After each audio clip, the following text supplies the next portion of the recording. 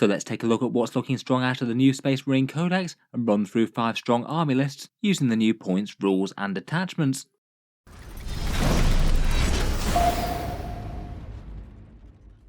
Hello and welcome back to Auspex Tactics, where today I thought it would be interesting to do a roundup of the Space Marine lists that are doing well in events over the past weekend, and just take a glance over what good players seem to be doing well with and is placing quite highly in tournaments. Out of the gate, I feel like there was definitely a fair bit of uncertainty about Codex Space Marines as to whether or not it would be really all that competitive. It perhaps does feel overall just like a little bit of a side grade maybe. A bunch of units did go down in cost, plus they gained some very powerful new detachment rules, but on the other hand losing the Oath of Moment wound rerolls was kind of big, and quite a big cut to Space Marine damage output in general over the course of a whole game. I think it maybe was kind of expected that at least a fair few people will be taking them along to the tournaments. The new detachments do look interesting, and Marines are a very popular faction, particularly if you include all the divergent chapters in that. Space Marines in general took down really quite a lot of the recent tournaments over the past weekend, winning at least 4 fairly big ones, but given that there were quite a lot of tournaments happening, they're definitely not dominant or anything. There were lots and lots of others happening, often won by Eldari, Orcs, or Chaos Space Marines. Out of the top lane list, people seem to be preferring either the Ironstorm Spearhead or the good old standard Gladius Task Force. It does seem that most of the others were being played, but just not really doing quite as well on average. Another fairly big trend is that the more divergent chapters do seem to be very much out in force. As I've talked about in previous videos, they could be arguably seen as Space Marines Plus in some ways, able to make absolute full use of all of these new detachment rules, and then also bring a whole bunch of their own unique units to the picture, and that's often going to be more of an advantage than the standard Space Marine chapters can bring. Their selling point is only really their unique characters, though they do have some rather good ones. As expected, Ultramarines and Salamanders were some of the top placing Codex ones. I don't think that that's really any surprise at all, their characters are really quite strong ones. In any case, let's take a look at 5 lists that did quite well at tournaments and roughly what sort of choices top players are choosing to take. First up, and certainly looking like perhaps one of the strongest ways to play Space Marines these days, is the Ironstorm Spearhead. This list was used by TJ Spaeth to take first at Warzone 3 Taverns, going 6-0 against a field of 57 players. Interestingly enough, this one is technically a Black Templars list, though definitely very different to the majority of Black Templars lists that you might have seen so far. It's literally only Black Templars for the multi-melters stuck to the tanks, plus some cheap Crusader Squad foot troops, basically getting a whole load of high-power anti-tank weapons for very cheap, which works great with those detachment rerolls, and that seems enough reason to run it as Templars as opposed to other chapters. The Ironstorm Spearhead allows you a single reroll each time a unit attacks, so it's really quite nice with any sort of big anti-tank firepower, and this list has plenty, and the list is headed up by 2 Tech Marines that are just enormously efficient HQs in their own right, but they're pretty much mandatory in Ironstorm Spearhead. One of them is here bearing the target augury web. That's the one that gives you the aura of lethal hits for vehicles, and with a 1 command point stratagem you can potentially have a vehicle with sustained hits and lethal hits on a 5+, potentially re-rolling everything that isn't a 5 if you're combining that with Oath of Moment. That would be really quite nice on basically any of the vehicles here. You could use it on one of the anti-tank versions if you're trying to bust armor, or maybe one of those Gladiator Reapers if you're fighting a massive amount of hordes. The other Tech Marine takes the Adept of the Omnissiah enhancement, so that's changing a failed saving throw to be damage 0 after you've failed the save. Every time that happens on a really big damage hit for a vehicle, you'll probably have paid for itself. Then the list is harnessing the power of the very cheap Crusader squads that the Black Templars can bring. These guys are basically just mini tactical squads for dirt cheap. I believe it's just 65 points for a squad with a las cannon, melter gun and power fist, all of which are pretty great with the single rerolls, plus giving you plenty of objective control points for good measure as well. One of them seems to trade out the las cannon for a multi-melter. There's a unit of 5 scouts, which have got a missile launcher, and they could be pretty nice for jumping on and off the board, doing actions and things. There's a shotgun in the unit, so they're still eligible to shoot, so they could do the action style secondaries even if they're advancing. Then getting to the absolute meat of the list, there's a massive cast of vehicles. There's a Ballistus Dreadnought, which is quite nice paired with the lethal hits with a missile launcher, allowing it to punch up better against tough stuff. There's 2 Gladiator Lancers, still pretty much the most efficient long-range anti-tank in the Codex, getting the Black Templar multi-melter on top. 2 Gladiator Reapers, so some fairly brutal anti-horde there if you need it. An Invicta Tactical Warsuit with the Incendium Cannon. That could be quite a nice target for the 1 CP stratagems to just all-round buff a vehicle if needed, I guess. Plus could be a fun Overwatch threat, I suppose. A Redemptor Dreadnought with the Macroplasma, Fragstorm Grenade Launchers and a Heavy Flamer. and a Storm Speeder Thunderstrike good for marking enemy tanks for a +1 to wound against them. Loads of raw damage, particularly when combined with that Tech Marine Augury Web, plus 2 of them will be hitting on a 2+ via the Tech Marine boost, and then there's that stratagem to absolutely donk on a unit that's taken a bit of damage. Then finally there's some lone operative support, 1 Calidus Assassin for jumping on and off the board doing secondaries, and 1 Eversaw Assassin. Overall looks really quite fun, massive amounts of damage for the vehicles that could certainly sweep a lot of lists right off the table, and I quite like the way that they've got loads of objective control, high bodies, while not really sacrificing on firepower there either. With the rerolls built in, even those las cannons could be really quite threatening. Next up, we've got a Gladius Task Force list, this one by a Jared Gomez, and he used it to take first at a tournament called Dragon's Lair Open, 58 players and winning 6-0. I like the way that the title of this list seemed to be Making Calgar Great Again, and as you'd expect it's an Ultramarines list, Marnius Calgar being the only unique Ultramarines character there, and accompanied by his Honour Guard, and I'd guess he's joining the Blade Guard there. That'll be advance and charge plus a vast amount of damage to Blade Guard style attacks. Could be quite a nice good target for the Lance melee stratagem as well to get them +1 to wounds. Then I like the way that this list seems to pack in just about as many of the flavours of Primaris Lieutenant as he can fit. There's one with a Bolter, Power Fist and Fire Discipline. I guess he'd be going with the Hellblasters to basically do that combo where again he can get sustained and lethal hits on a 5+. Basically what a lot of people like to do with aggressors, but it works pretty much just as well with Hellblasters. Terrifying firepower to blast a lot of units off the board there. There's a lieutenant with a mastercrafted power weapon and shield and the artificer armor. I guess he'd be going with Calgar and the Blade Guard, just in case that unit wasn't terrifying enough. There's a lieutenant in Phobos armor with a bolt carbine. I guess he'd either be going with the Incursors or the Infiltrators. He'd allow a bit of move, shoot, move, which can be quite nice for shenanigans. And finally with a lieutenant with a combi weapon, marking a central objective for reroll 1s to wound, plus doing sneaky lone operative things and just helping score points. There's 3 Inceptors with plasma weapons, which can deep strike dead close and get backfilled secondaries like behind enemy lines, as well as be really quite a surprise threat to enemies that thought they were safe. Otherwise, the Incursors can mark a target for some slightly boosted shooting. The Infiltrators should be able to deny deep strike on an objective, as well as being a little bit more tanky than most. And again, there's a unit of Scouts with a heavy bolter and bolters here. They can do jump on and off the board things if they need to. Finally, kind of cool to see a Brutalis Dreadnought here with the Power Fists. I've not seen them on the board quite as much as the other variants of Dreadnought these days, so fun to see one getting used there. There's 2 Gladiator Lancers, again for some absolutely destructive anti-tank, and then a Whirlwind for a bit of ignore line of sight firepower. Overall feels like really quite a fun and balanced list really. Plenty of elite infantry, a fair few HQs and a bunch of vehicles. I feel like there's not many things in the game that wouldn't absolutely be scared of both the big Blade Guard Death Ball plus the 10 Hellblasters with the Fire Discipline. That's just 2 ridiculously enormous threats to have on the table. Next up we've got a Firestorm Assault Force list. There didn't seem to be as many representations from Firestorm Assault Forces on tournament tables this past weekend, though I feel like that might be partly due to the specific models that you kind of need for it. I feel like the benefits that you have really are quite strong, but maybe just a little bit focused around certain units in transports.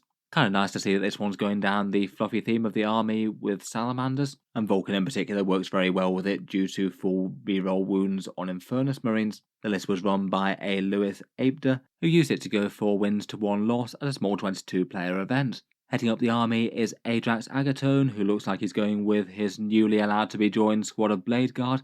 Giving them 4 rerolls to wound is just kind of brutal. I'd guess they're probably deploying out of the standard Land Raider out of the 2, being able to slingshot themselves towards the enemy really quite quickly, though I must admit it perhaps is just a little bit unclear as to which units are going in the transport, as I guess there's technically 4 credible options that could go into them. They do seem like at least a fairly good choice on paper for the standard Land Raider though. Next up there's Vulcan Hestan, who is leading a squad of 10 Infernus Marines. Between them and his Flamer, you'd be averaging something like around about 12 or 13 devastating wounds on the target, if you could spare the 2 CP necessary for the devastating wound flame attacks. Again, they could be a really good choice for delivering out of the standard Land Raider, and could be pretty scary as they could threaten to get out and burn down the enemy if something shoots the Land Raider.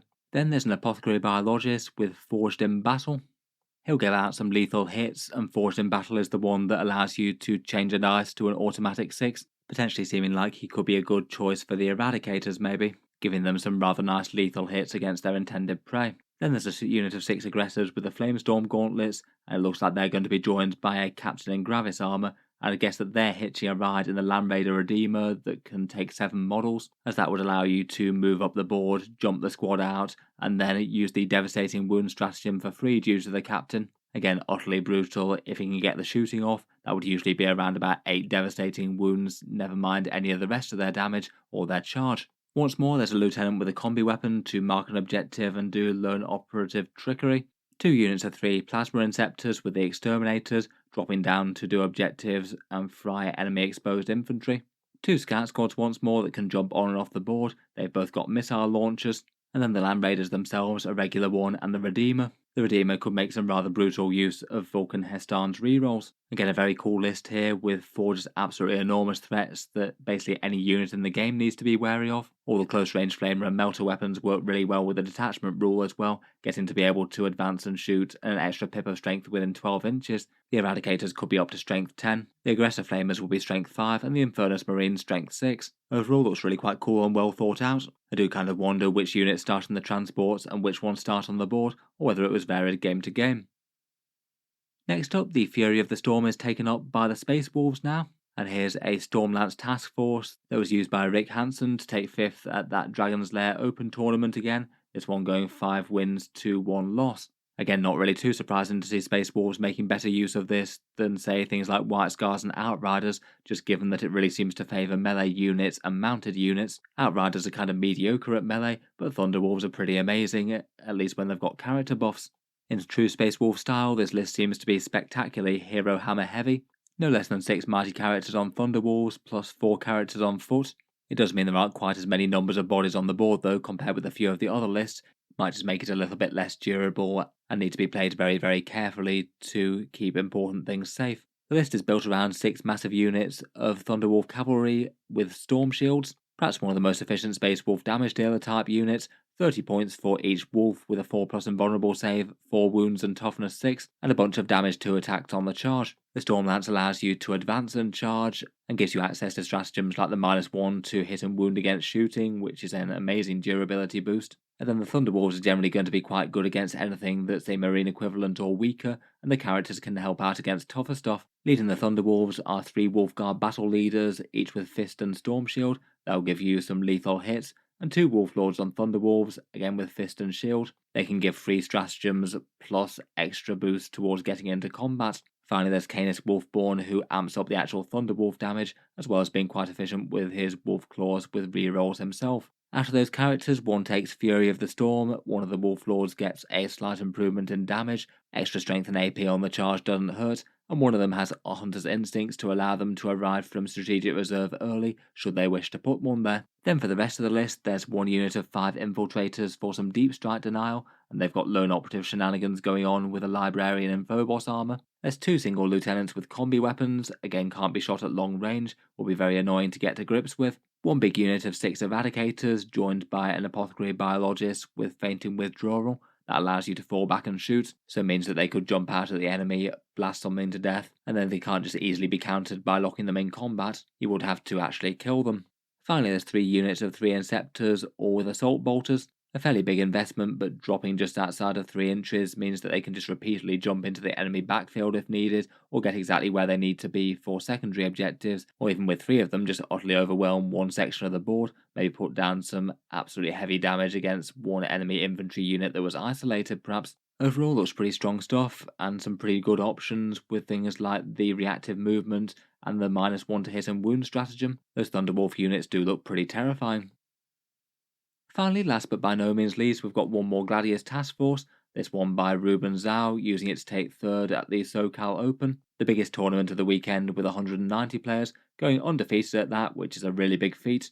Placing 3rd here is pretty much the same as winning a 60-man event. This one's really quite an interesting list, as it's basically building very much into Gladius Task Force, and it is using the Blood Angels rules, but literally only for one Librarian Dreadnought. It just very much feels like a generic Space Marine list with one nice extra, teleporting units around the board. Judging by the army list, it seems that the list was actually White Scars themed. For characters to head up the list, there's maybe the slightly unsurprising Apothecary Biologist with Fire Discipline. lethal hits from the Apothecary, and sustained hits as well, all going off on a 5+ on the turn when it's Devastator Doctrine and you use the Storm of Fire stratagem. He's heading up everyone's favourite unit of aggressors with Boltstorm Gauntlets for some very silly damage out of them, potentially loads of auto wounds at AP -2 and ignores cover, and it looks like they're probably teleporting into battle due to the Librarian Dreadnought, who can basically teleport one unit across the board each turn.